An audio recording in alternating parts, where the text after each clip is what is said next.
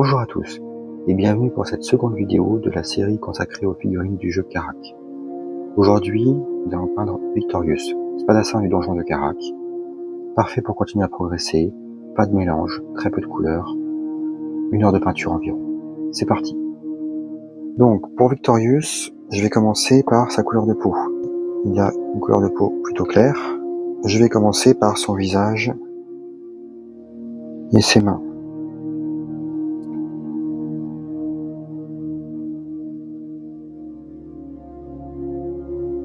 Dans Karak, les figurines ne sont pas complexes. Je vais prendre les modèles qui ont le moins de mélange de couleurs au départ, pour que vous puissiez vous faire la main, si vous avez ces figurines-là, ou si ça doit vous servir d'exemple pour d'autres figurines. Et puis on ira après vers des figurines plus détaillées, au fur et à mesure, nécessitant un mélange de couleurs.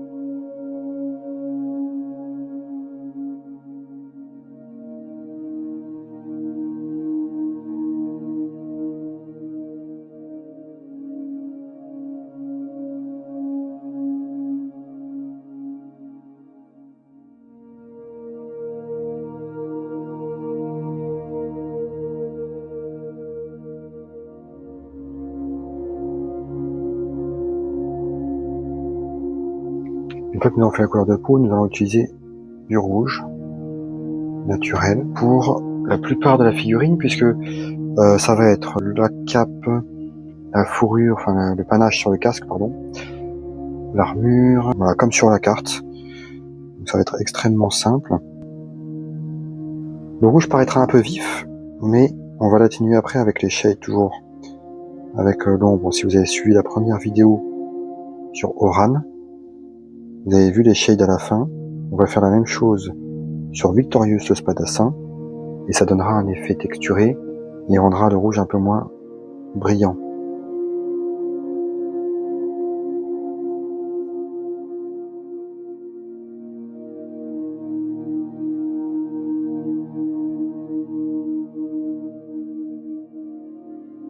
N'hésitez pas, si vous souhaitez, à changer de pinceau, parce que sur la cape on a une large surface.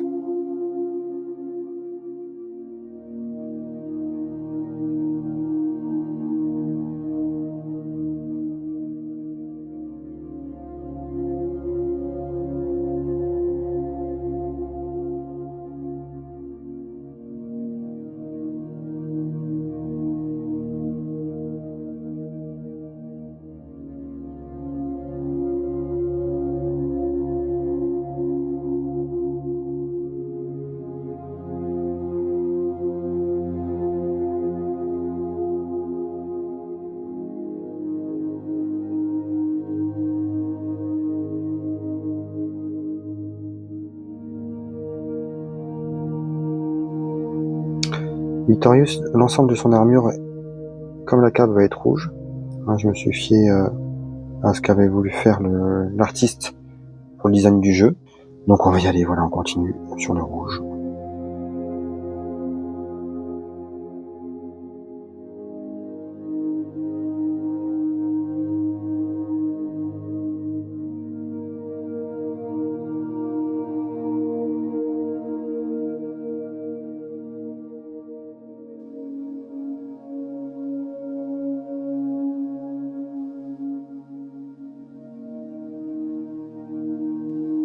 Voilà, essayez juste ici, vous avez les couteaux. On a aussi une chaîne, on le fera avec la couleur dorée.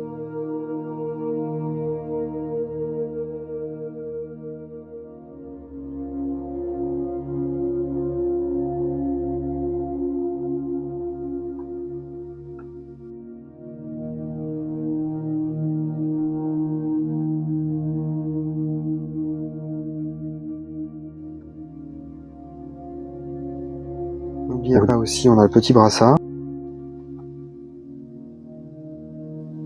Maintenant, on va passer au détail peut-être le plus difficile, qui va être les lanières des chaussures. Je disais, si vous ne le sentez pas, faites des bottes uniformes. Vous n'êtes pas obligé de respecter l'œuvre entièrement.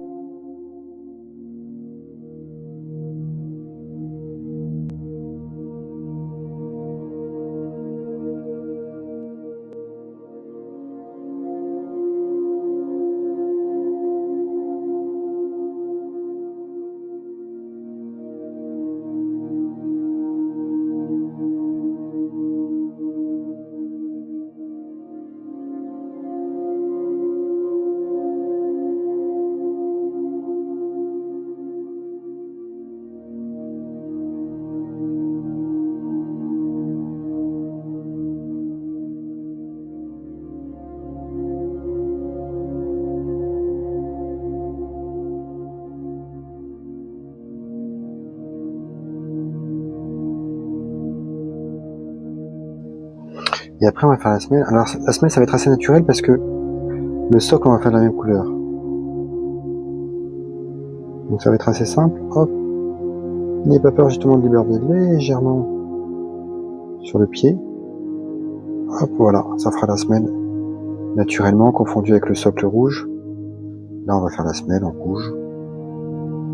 On pourrait la faire en marron. Encore une fois, je choisis aussi la facilité. On peut imaginer que la semelle est en cuir.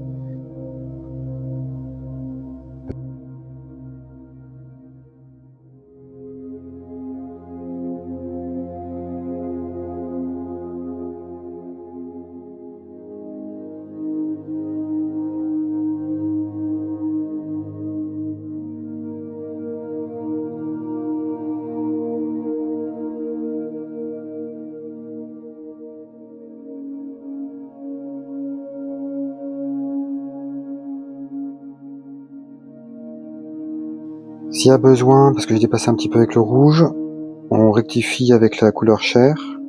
N'hésitez pas. Alors c'est le gros avantage des palettes humides. En fait, vous allez faire des économies de peinture parce que la peinture va rester humide plus longtemps. Et donc vous allez pouvoir utiliser vos couleurs. Et ça va être particulièrement intéressant lorsque vous aurez des mélanges. Parce que lorsqu'on aura des mélanges, il sera difficile de refaire vos mélanges exactement pareil. Ensuite, on va passer aux couleurs métalliques. Je vais commencer par le doré. Et avec, on va faire le casque.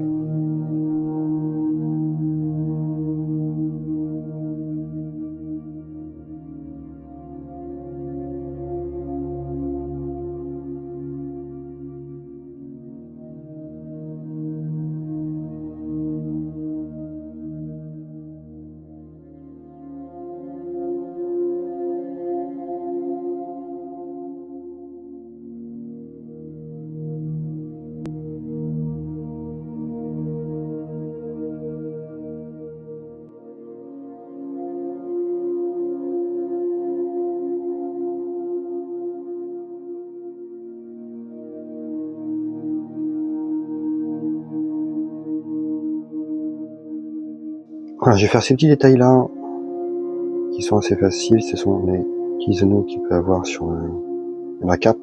Et on fera les chaînes de couleur argentée. Encore une fois, on n'est pas là pour des concours. On est là pour avoir des belles figurines sur la table qui nous fassent plaisir. On est en plus là sur un jeu pour les enfants, que les enfants pourraient apprendre à peindre.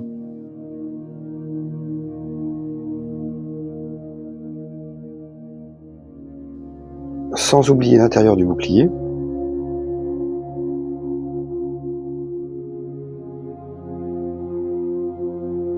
C'est dans ces moments-là aussi où on peut très facilement écraser les poils du pinceau, puisque en allant chercher les petits recoins, si on fait pas attention, et abîmer notre pinceau.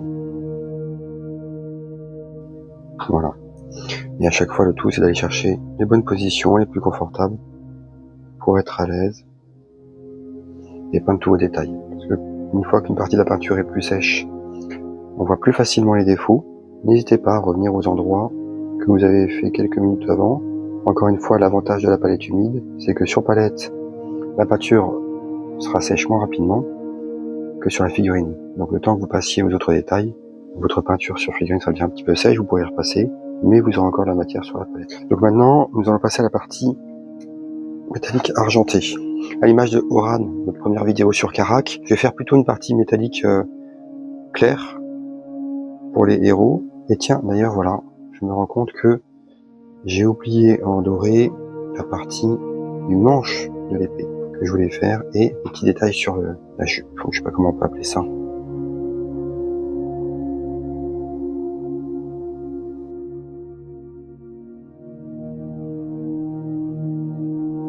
Prenez votre temps, ces figurines sont faciles à peindre. Comme je vous ai dit, donc j'ai les deux petits détails à faire avec la couleur argentée. Il y a d'une part la chaîne ici, que je vais faire en argenté. C'est vraiment pour ajouter de la couleur. Et les deux couteaux en bonnelière. J'ai oublié de faire les petits détails, je le disais, la poignée et sur la main, donc on va repasser au doré.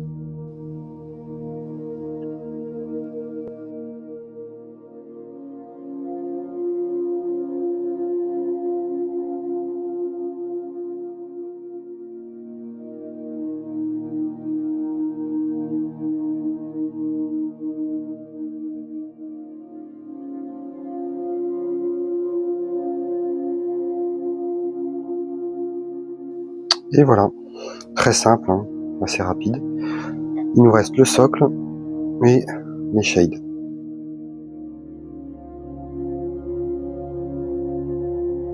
Donc on va prendre le Backlight Flash Shade pour faire les couleurs de peau.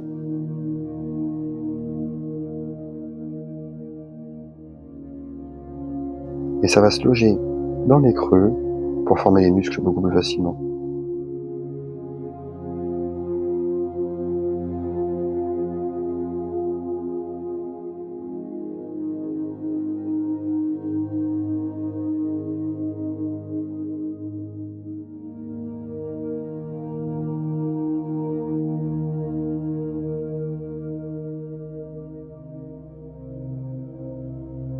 Pour la couleur de la cape, on va passer à l'agrax, qu'on va utiliser pour tout ce qui est textile en général. Vous allez voir que tout de suite, ça va assombrir un petit peu la couleur de la cape, lui donner la texture. On essaie de pas inonder, hein. Le but c'est pas de tremper la figurine dans le pot, c'est vraiment d'ajouter ce qu'il faut pour que ça donne du volume, de la texture. Si vous avez un endroit où vous en avez un petit peu trop, vous pouvez soit récupérer un petit peu avec le pinceau comme ça, pour aller en mettre ailleurs, soit très rapidement avec un petit sopalin. On va essayer de pas déborder sur la couleur de la peau, parce que pour le coup celle-ci est plus sombre, ça risquerait de franchement modifier notre couleur de peau. Pendant que ça sèche du côté des couleurs métalliques, on va faire les yeux. Donc les yeux, ils sont un petit peu renfoncés dans le casque, on va faire une touche de noir, et vraiment à chaque fois, l'idée ça va être de faire hop, un petit trait à l'intérieur, le plus fin possible.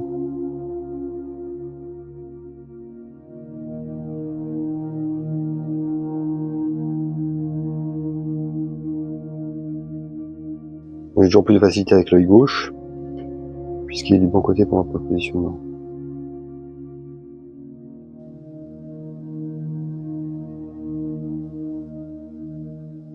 Si vous ne le sentez pas pour les yeux, aucune obligation. La figurine sera très bien aussi sans. C'est des petits détails que vous pourrez ajouter par la suite, quand vous aurez pris confiance. Et enfin, pour les textures métalliques, on va utiliser le Nune Oil.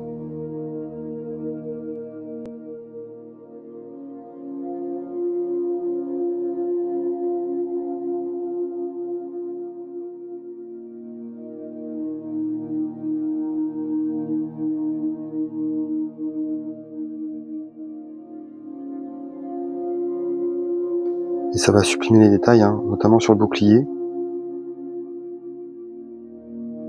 On va laisser sécher, et puis on va passer au socle.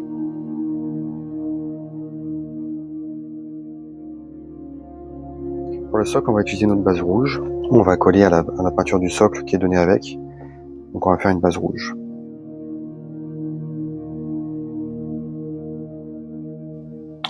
Très simple, hein, vous pouvez prendre un pinceau plus large, puisque comme on a déjà fait le contour du pied, l'équivalent avec le rouge, vous n'avez aucune pièce sur quoi dépasser. Bon, sachant que le tour du socle va être caché par le plastique, mais j'aime bien aller jusqu'au bout. Ça évitera que par transparence, on voit un peu du gris de la sous-couche ou autre, puisque les socles sont légèrement translucides, très très légèrement. Voilà notre Victorious, très satisfaisant, prêt à être posé sur la table. Voilà. Et vous voyez que les ombrages, les shades, ont vraiment donné une texture à toute la figurine. La cape, le panache, l'armure, le bouclier.